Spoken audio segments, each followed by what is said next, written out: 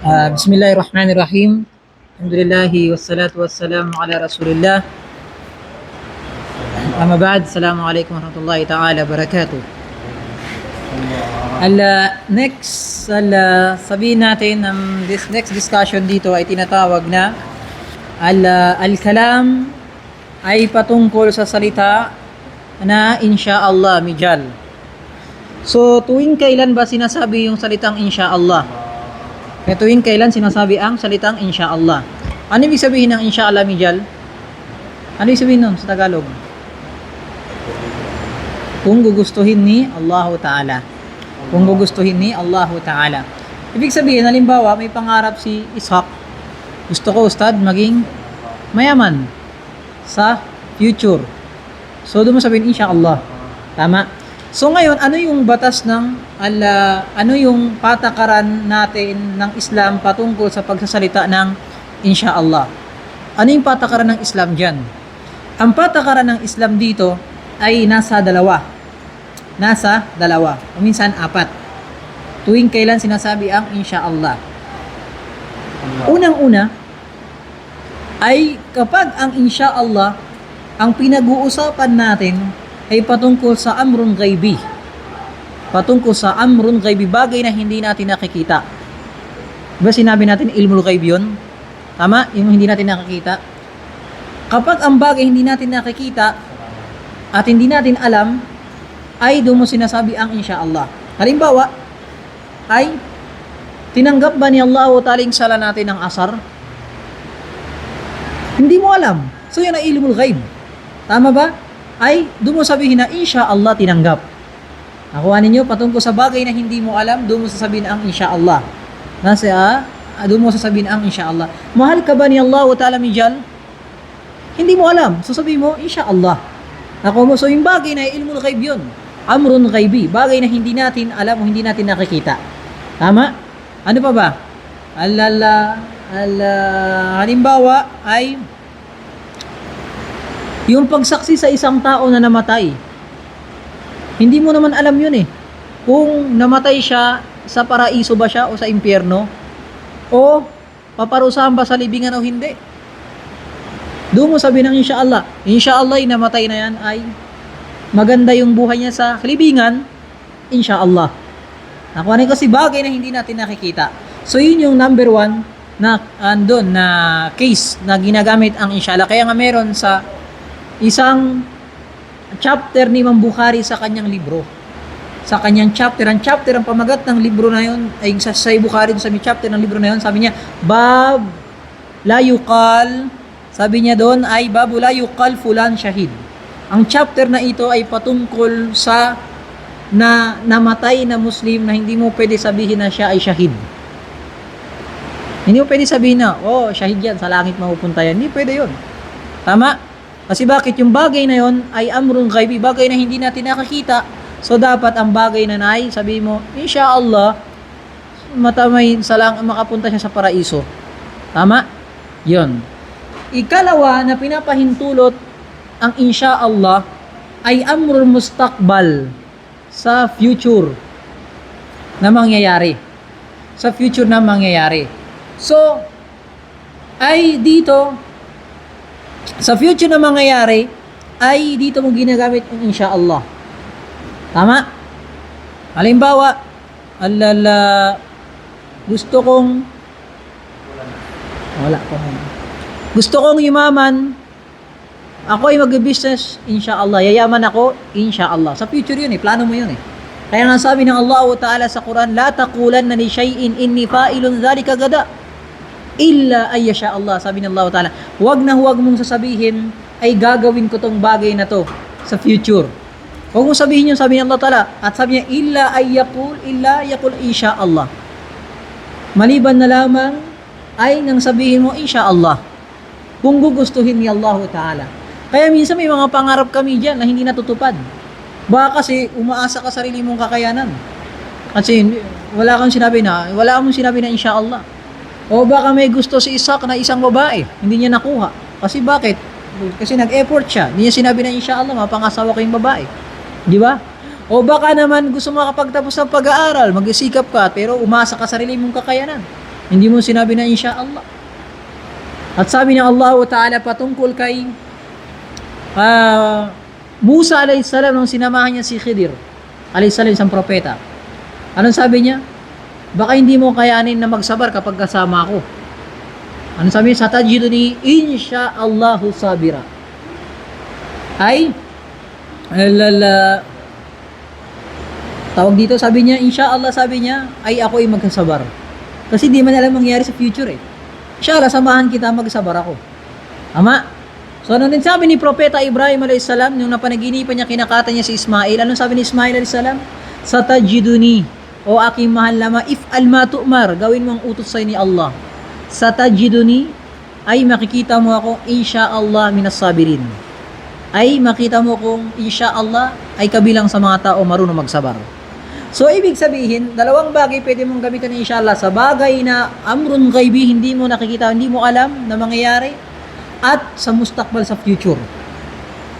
Nakuha ninyo? Ikatlo, na bawal mo gamitin ang inshallah sa dua. Sa dua, bawal gamitin yun. Yal. Sa dua. Bakit? Sasabihin mo, kaya nga sa isang hadith, sabi ni Prophet sallam, ay, la yaqulan na ahadukum, wag na huwag sasabihin sa inyo, Allahumma gfir li in syi'ta. Ya Allah,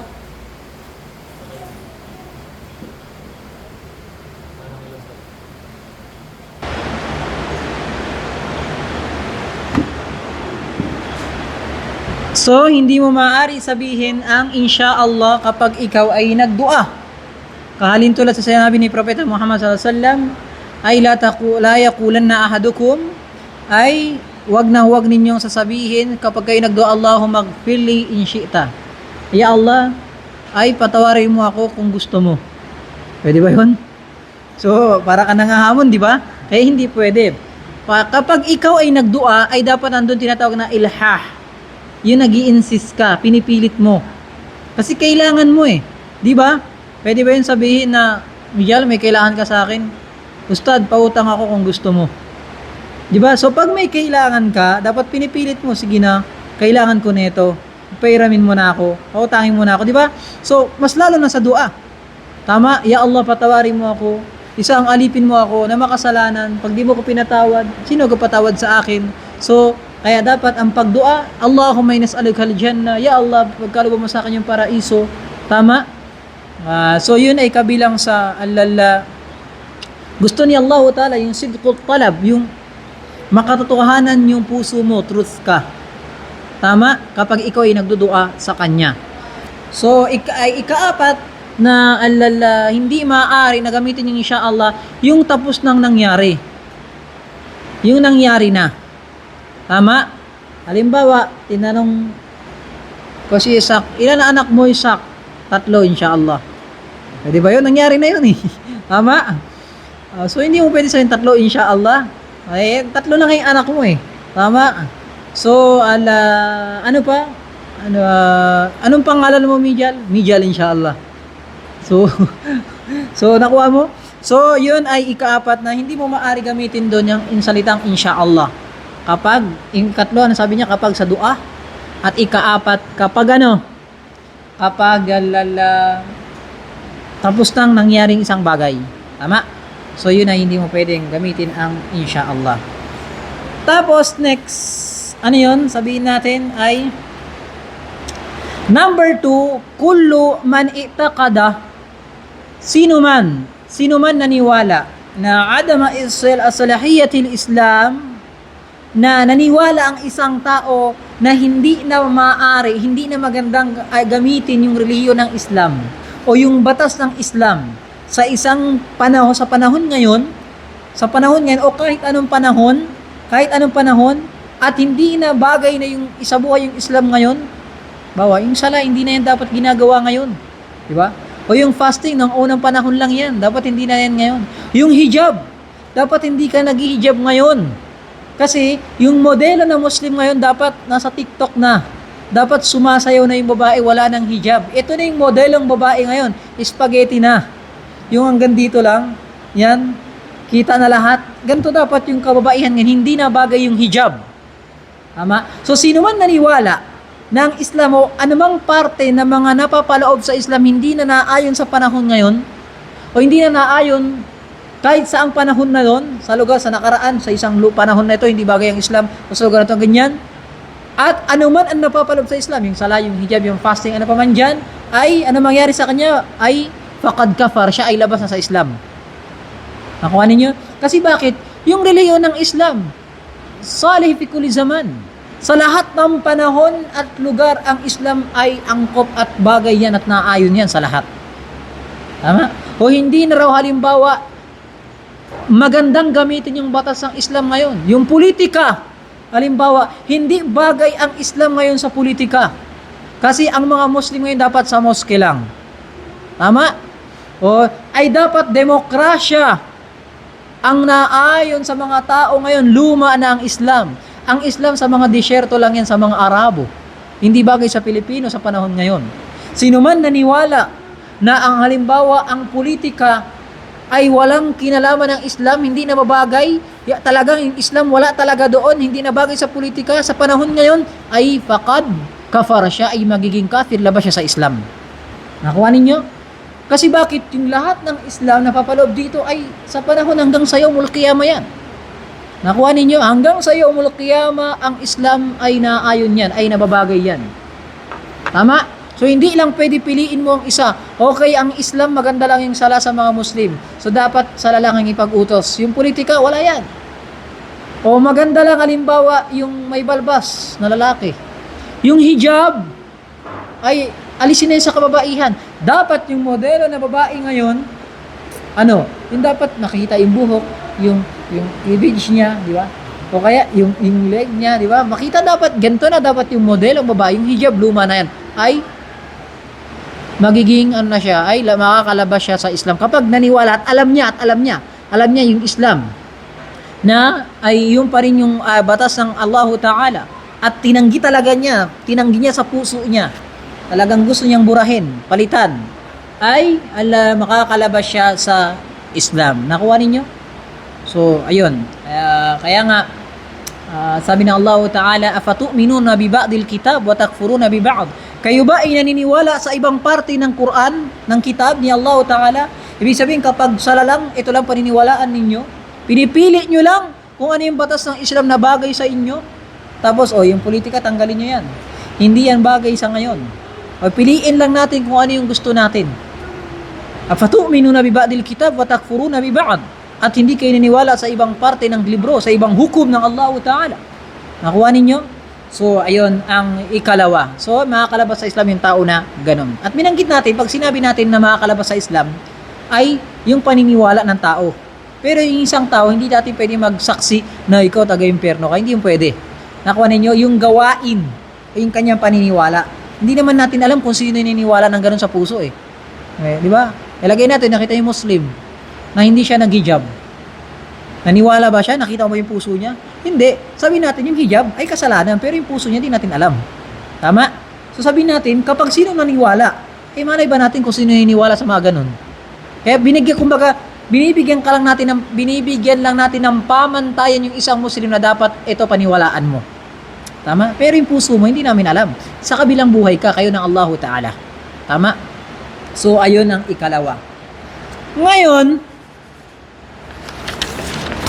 okay ba, Isaac?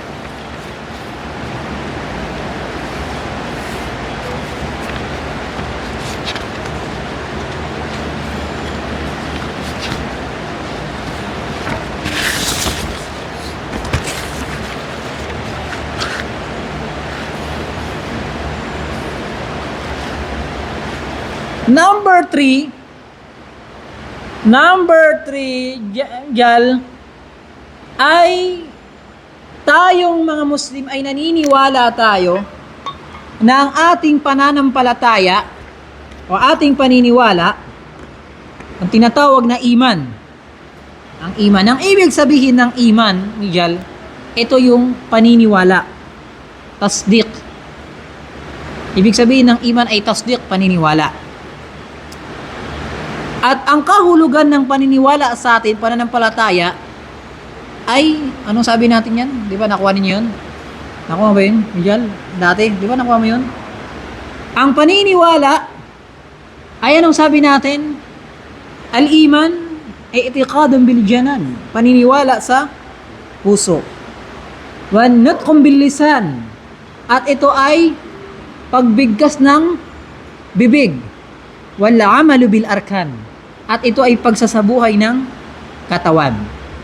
So, ibig sabihin, kapag sinabi natin na meron ka bang pananampalataya, paniniwala, ang tinutukoy dito ay yung puso mo naniniwala, yung bibig mo ay binibigkas niya kung anong paniniwala niya at sinasabuhay ng katawan mo.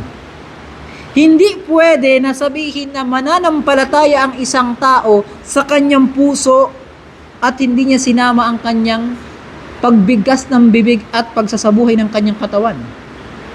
Kaya nga 'di ba meron kang naririnig na don't judge me.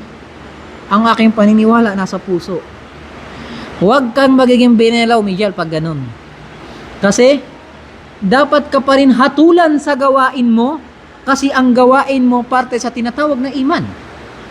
Tama? At dapat ka pa rin hatulan sa sinasabi ng bibig mo kasi ang pagsasalita ay parte na tinatawag na iman. Kung ano yung mali, dapat itama. At kung ano ang tama, dapat sang-ayunan. Ganon sa gawain ng katawan, ganon sa pagsabi ng bibig. At ganon din sa paniniwala ng puso. Kung ano yung maling paniniwala, itinatama. At kung ano ang tama, yun ang tinatanggap. Parang nagsala ka ng salatul maghrib. Ilang hakatan maghrib? 3. Pwede ba kung magsala sa oras ng maghrib na 2 rakaat? Sasabihin ko maghrib yun. Nagsala ako ng maghrib 2 rakaat. Pwede ba? Hindi pwede. Kasi bakit? Kasi tinawag ng Allah Ta'ala sa Islam na yung maghrib ay 3 rakaat. Tama? At ganon din yung iman. Tinawag na sa Islam na yung iman ng panampalataya, yung puso, salita at gawa, at hindi mo pwede tanggalin yung isa doon. Tama? Hindi mo pwede tanggalin ang isa doon. Ay, yun ang kahulugan ng iman. Paniniwala sa puso, pagbigkas ng bibig, at gawain ng katawan. Tama? At ang paniniwala, naniniwala ba ang puso? Naniniwala ba? Naniniwala ang puso. Anong sabi ng Allah Ta'ala? Qalatil a'rabu amanna. Sinasabi ng mga Arab, mga munafiqun, sa mga panahon ng Rasulullah, kami ay naniniwala. Qalatil a'rabu amanna. Sabi ng Allah Ta'ala, Qul lam tu'minu. Sabi mo Muhammad sa kanila, hindi kayo totoong naniwala.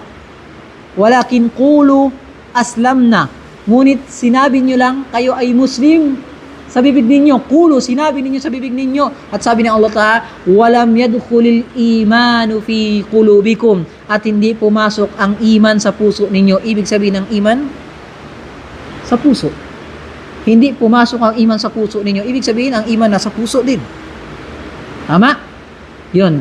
At sabi ni Propeta Muhammad SAW, yaman amana bilisani walam tu'min qulubuhum. O kayong mga taong naniniwala sa kanilang mga bibig. Sinasabi nilang Muslim sila, pero hindi naniwala ang kanilang puso. Ibig sabihin ng puso, merong pananampalataya, merong iman. Tama ba? At sabi rin ng Allah Ta'ala, ya ayyuhan nabi, la yahzunka alladhina yusari'una fil kufur, walladhina yaquluna bi afwahihim, walam tu'min qulubuhum. Ya, ikaw propeta ng Allah Ta'ala, propeta Muhammad. Hindi mo ikakalungkot yung mga taong hindi naniniwala sa iyo. At silang mga taong nagsasalita sa kanilang bibig na sila ay mananampalataya, walang tu'ming kulubuhum, at pero hindi naman naniwala ang kanilang puso. Ibig sabihin, ang puso ay mayroong paniniwala. Nakuha ninyo? Ikalawa, yung bibig ay tinatawag din na iman. Tama? Kaya nga, di ba yung balik Islam, anong ginagawa niya kapag nag-Muslim siya? Shahada. Binibigkas niya. Kapag hindi niya binigkas yun, hindi siya makapasok sa Islam. Tama? Kasi kung ano yung paniniwalang puso, yun ang binibigkas ng bibig din. Anong sabi ng Allah Ta'ala? Qul qulu amanna bima unzila ilayna wa ma unzila ilaykum. Qul qulu amanna. Sabihin mo Muhammad, sabihin ninyo kami ay naniniwala kay Allah. Sabihin ninyo. Anong pagkasabi? Di ba? Gamit ang bibig. Sabi niya, sabihin ninyo kami ay naniniwala kay Allah. So, ibig sabihin, ang pagkasabi ng bibig kabilang sa tinatawag na iman. Tama? At ang sabi ni Propeta Muhammad SAW, al-iman, bid'un, ang iman daw ay nasa 70 plus na level. At ang pinakamataas na level, qaulun, ang pagsasalita ng la ilaha illallah. So, ibig sabihin, ang pagsasalita ng bibig ay tinatawag na iman. Nakuha ninyo? At sabi rin sa hadith si Propeta Muhammad SAW, umirtu an uqatilan nas. Ipinag-utos sa akin na itayo ko ang jihad para magdakwa rin sa mga tao. Hatta yaqul, para sabihin ng tao, sabihin ng tao, asyhadu an la ilaha illallah wa rasulullah. So, ibig sabihin, ay kabilang sa iman ang pagbigkas ng bibig. Hindi pwede ang puso mo lang, Muslim ako. Pero, walang hindi kasama yung katawan. At sabi ng Allah Ta'ala patungkol sa gawain ng katawan, na ito rin ay tinatawag na iman, na kapag gumagawa ka ng ibada, anong sabi ng Allah Ta'ala, nung nangyari yung mga ibang sahaba, mga nag-Muslim sa Makkah, mga balik Islam na sahaba, ang nangyari, si Propeta Muhammad lagi siya nagdudua na yung kibla ay iharap sa Kaaba. Dati kasi nakaharap sa Palestine, sa Baitul Maqdis. So yung Madina nandito sa gitna, ay yung Makkah nandito, tapos yung Baitul Maqdis nandito. So pag nagkasala si Propeta Muhammad nandoon. Nandito yung Kaaba, nakaharap siya dito. Nandito nakaharap siya doon, nandito yung Kaaba. Tama? Pinagduduan niya na yung kibla makaharap na lang sa Kaaba. Tapos nangyari, hindi may mga sahaba na abutan nila yung panahon na nakaharap sila sa Baitul Maqdis sa Palestine. Nung nagdua ang Allah si Propeta Muhammad na ilipat yung kibla, ay pinalipat na ng Allah Ta'ala. Walli wajhaka syatral masjidil haram. Sabi ng Allah Ta'ala, ay humarap ka na sa Masjidil Haram. At dito, may mga sahaba na namatay sila bago pa nalipat yung kibla sa Kaaba. Pero nung nagkasala sila sa Baitul Maqdis nakalipas, so sabi ng iba, paano yun? Ano mangyayari sa sala namin? Ibig sabihin, wala na pala yun? Kasi nakaharap kami sa kabila. Di ba? Parang ganun eh. Di ba? Kung isipin mo, ano pala? Tiway pala yun? So dito binaba ni Allah Ta'ala yung aya, وَمَا كَانَ اللَّهُ لِيُضِيعَ إِيمَانَكُمْ. Hindi aaksayahin ni Allah Ta'ala, hindi papabayaan ni Allah Ta'ala yung iman ninyo. Anong tinutukoy doon? Yung iman. Pero anong tinutukoy doon? Ano ba yung naaksayan sila saan? Sa sala, di ba? So tinawag ni Allah Ta'ala na iman yung sala kasi yung gawain ng sala, gawain ng katawan. So ibig sabihin yung gawain ng katawan tinatawag din na iman. Nakuha ninyo? So yun ay tinatawag din na iman. At sabi sa hadith si Prophet sallam, di ba sabi niya ang iman daw ay nasa 70 plus na level, ang pinakamataas yung pagbigkas at ang pinakamababa imatatul adha anit tariq, yung alisin mo yung kalat, nakakasugat o yung makalat sa gitna ng daan. Alisin mo. Ano yung nag-aalis? Di ba katawan? So tinawag, sabi niya, al-iman ay 70 plus. At sa 70 plus na iman, yung pinakamababa, yung maglinis ka sa daanan. So yung paglinis gawain ng katawan, tinawag siya na iman. Nakuha ninyo? So yun ang kabilang sa paniniwala natin na ang pananampalataya, ang iman o paniniwala ay sa puso, sa salita at sa gawa. Nakuha ninyo? So yun. Next. Cut. Di pa lobat? Pause ko muna.